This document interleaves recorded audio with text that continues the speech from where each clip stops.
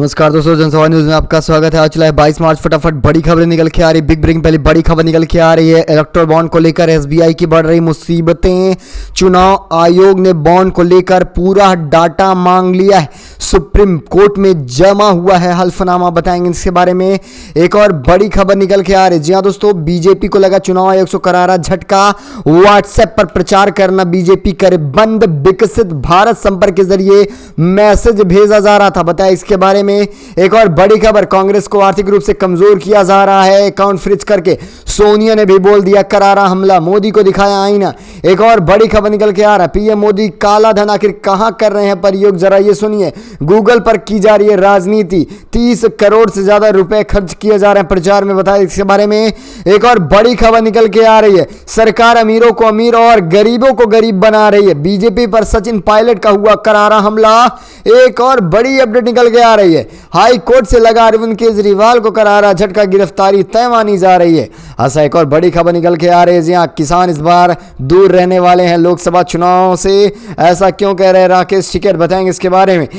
बेहद ज़रूरी, लेकिन उससे पहले आपसे एक छोटा सा निवेदन है।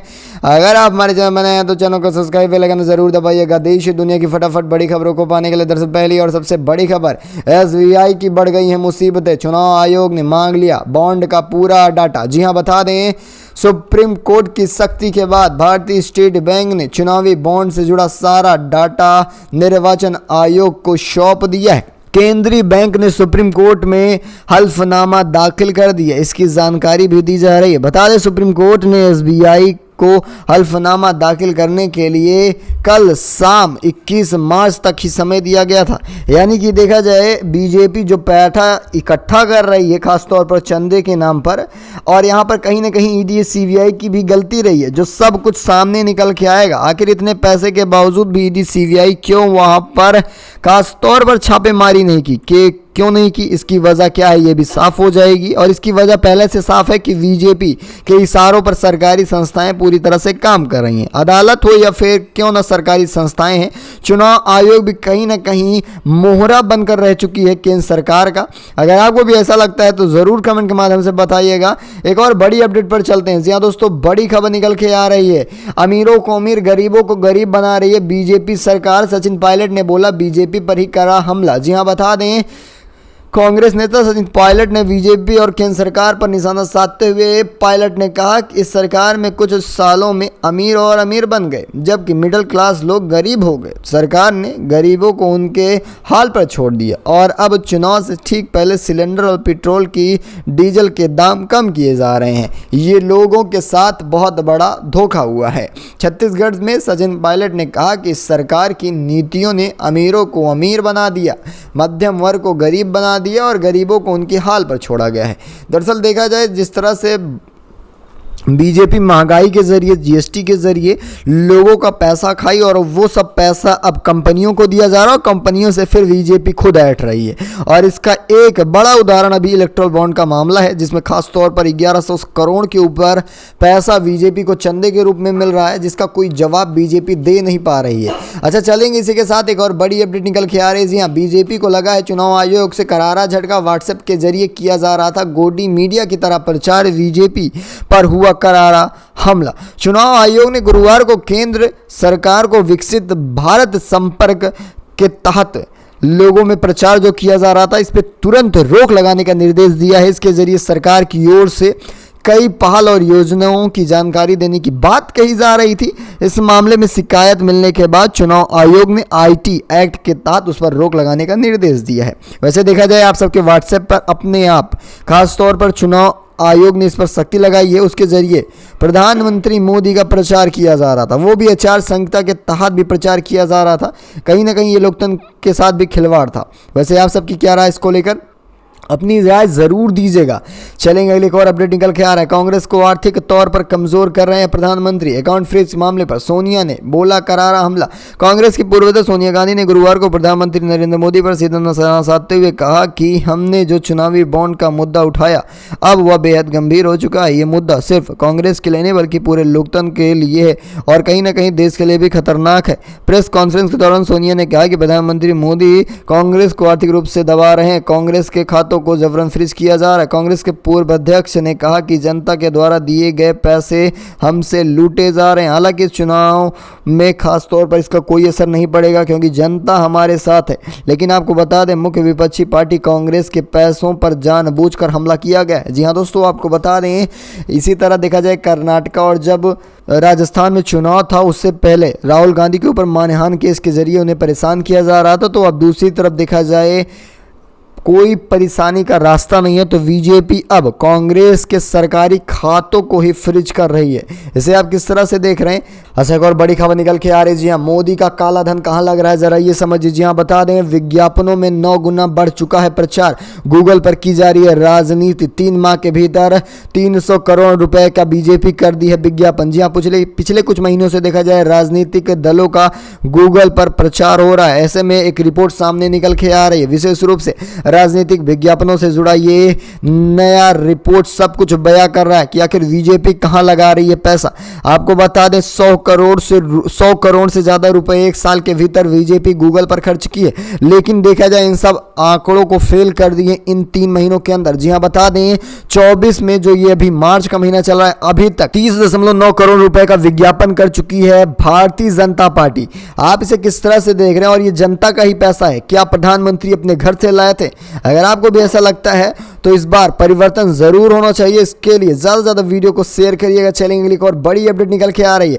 अरविंद केजरीवाल को हाई कोर्ट से लगा करारा झटका, गिरफ्तारी तय मानी जा रही है। याचिका नहीं होगी खारिज। जी बता दें, दिल्ली हाई कोर्ट ने सीएम अरविंद केजरीवाल को बड़ा झटका दिया। गुरुवार को कोर्ट ने कहा कि उन्हें गिरफ्तारी से राहत नहीं मिलने वाली है। दरअसल ईडी के समन पर केजरीवाल पूछताछ के लिए नहीं पहुंचे थे। उन्होंने कोर्ट से इस बात की श्योरिटी मांगी कि उनकी गिरफ्तारी नहीं होनी चाहिए। इस पर कोर्ट ने कहा समन के जवाब में केजरीवाल को ईडी के सम्मुख पेश होना चाहिए, उनकी गिरफ्तारी पर कतई रोक नहीं लगाई जाएगी। ईडी के समन के मामले में दिल्ली के मुख्यमंत्री अरविंद केजरीवाल के खिलाफ दिल्ली हाई कोर्ट ने ईडी के सबूत मांगे और इसके बाद ईडी के अधिकारी सबूत लेकर जज के चैम्बर पहुंचे। सबूतों की फाइल को अब जांचा जा रहा है। माना जा रहा है कि सबूत साक्ष्य मिलने पर अब फिर से दिल्ली के सीएम को गिरफ्तार किया जाएगा। वैसे देखा जाए, पहले ही आम आदमी पार्टी के 3 मंत्री नेता सलाखों के पीछे हैं, तो क्या अब दिल्ली के मुख्यमंत्री भी जेल जाने को तैयार हो जाएं? वैसे आप सबकी क्या राय, इसको लेकर अपनी राय दीजिएगा। अच्छा, एक और बड़ी खबर निकल के आ रही है। इस बार लोकसभा के चुनाव से किसानों दूर रहने वाले हैं। जी हाँ, हाल ही में रामलीला मैदान में हुई बैठक को लेकर किसान मजदूर महापंचायत ने एक प्रस्ताव लाया था। इस मांगों में कहा गया था कि अगर सरकार उनकी मांग पूरा नहीं कर रही है तो वो इस बार चुनाव से दूर रहने वाले। केंद्र सरकार का भी विरोध करने को तैयार है, लेकिन पश्चिमी उत्तर प्रदेश और हरियाणा सक्रिय किसान यूनियन ने लोकसभा चुनाव में किसी पार्टी का प्रचार करने से साफ इंकार कर दी। नरेश टिकैत और राकेश टिकैत की भारतीय किसान यूनियन ने अपने तमाम संगठनों को दिशा निर्देश देते हुए कहा कि भारतीय किसान यूनियन कोई भी पदाधिकारी इस बार किसी भी पार्टी के साथ नहीं रहने वाला है, क्योंकि किसानों के लिए सारी पार्टियां एक जैसी हैं। वहीं बता दें, भारतीय किसान यूनियन ने अपनी चिट्ठी में कहा कि देश में लोकसभा चुनाव 24 में होने जा रहा है। 7 चरणों में होने वाले चुनाव में किसी भी तौर पर किसानों की भूमिका नहीं रहने वाली है। लेकिन दूसरी तरफ राहुल गांधी का यह भी कहना है कि अगर सत्ता में हम आ रहे हैं तो ऐसे में एमएसपी को बहाल कर दिया जाएगा।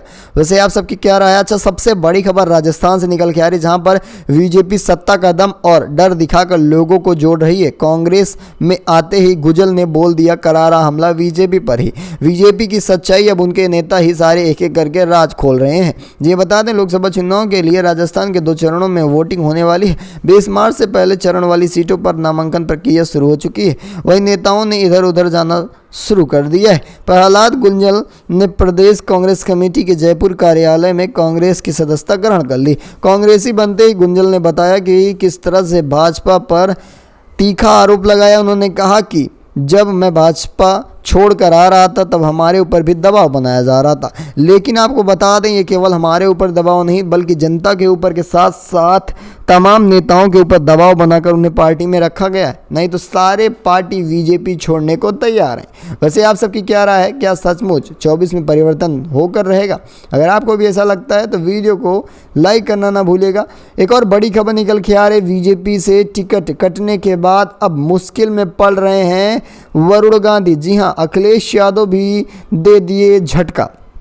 आगामी लोकसभा चुनाव में यूपी की पीलीभीत सीट से उम्मीदवार घोषित करने पर समाजवादी पार्टी अखिलेश यादव ने बीजेपी के सांसद वरुण गांधी को भी झटका दे दिया है। दरअसल पहले ये माना जा रहा था कि अगर वरुण गांधी को बीजेपी सीट नहीं दे रही है, टिकट नहीं दे रही है, तो ऐसे में वो सपा में जाकर चुनाव लड़ेंगे। लेकिन सपा ने अपने उम्मीदवार के नाम की घोषणा पहले ही कर दी पीलीभीत से, यानी कि देखा जाए सपा में जाने का कोई चांस ही नहीं बनता है वरुण गांधी का। क्या ये निर्दलीय होकर चुनाव लड़ेंगे या फिर घर वापसी करेंगे, इसे आप किस तरह से देख रहे हैं, अपनी राय दीजिएगा। एक और बड़ी अपडेट निकल के आ रही है। जी हाँ दोस्तों, बता दें जम्मू कश्मीर के दिग्गज नेता लाल सिंह ने कांग्रेस में शामिल हो चुके हैं। अपनी डोगरा स्वाभिमान संगठन पार्टी का भी विलय कर दिया है। बता दें लोकसभा चुनाव से ठीक पहले अल बदल शुरू हो चुका है। बता दें बुधवार को ही जम्मू कश्मीर के बड़े नेता चौधरी लाल सिंह दिल्ली पहुंचे थे और गुरुवार को वो कांग्रेस में शामिल हो गए। कांग्रेस पार्टी में शामिल होने के साथ ही लाल सिंह ने अपनी डोगरा स्वाभिमान संगठन पार्टी को कांग्रेस में विलय कर दिया। इस मौके पर चौधरी लाल सिंह ने कहा कि जम्मू कश्मीर में मजबूत रहेगी कांग्रेस। साथ ही लाल सिंह ने कांग्रेस नेताओं को भी आभार प्रकट किया है। वैसे आप सबकी क्या राय इसको लेकर, अपनी राय कमेंट के माध्यम से देना भूलिएगा। क्या कांग्रेस जम्मू कश्मीर में सचमुच मजबूत हो जाएगी? वैसे देखा जाए जम्मू कश्मीर में 10 सालों के भीतर अभी तक कोई भी चुनाव नहीं हो पाए। ऐसे में ये पहला चुनाव रहने वाला है। आर्टिकल 370 हटने के बाद क्या एक नए लोकतंत्र की स्थापना करेगी कांग्रेस जम्मू कश्मीर में? अगर आप ऐसा मानते हैं तो वीडियो को लाइक कर शेयर करिएगा। मिलेंगे आपको बड़ी अपडेट के साथ, तब तक के लिए धन्यवाद। जय हिंद, जय भारत।